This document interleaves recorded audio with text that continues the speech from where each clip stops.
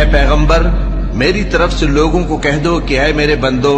جنہوں نے اپنی جانوں پر زیادتی کی ہے اللہ کی رحمت سے نا امید نہ ہونا، اللہ تو سب گناہوں کو بخش دیتا ہے،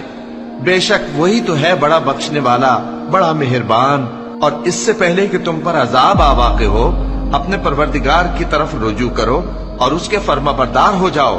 ورنہ بعد میں تم کو مدد نہیں ملے گی۔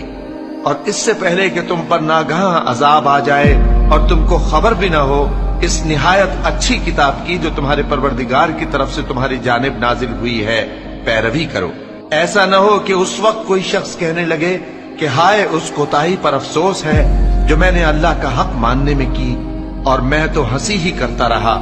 یا یہ کہنے لگے کہ اگر اللہ مجھ کو ہدایت دیتا تو میں بھی پرہیزگاروں میں ہوتا، یا جب عذاب دیکھ لے تو کہنے لگے کہ اگر مجھے پھر ایک دفعہ دنیا میں جانا ہو تو میں نیکوکاروں میں ہو جاؤں۔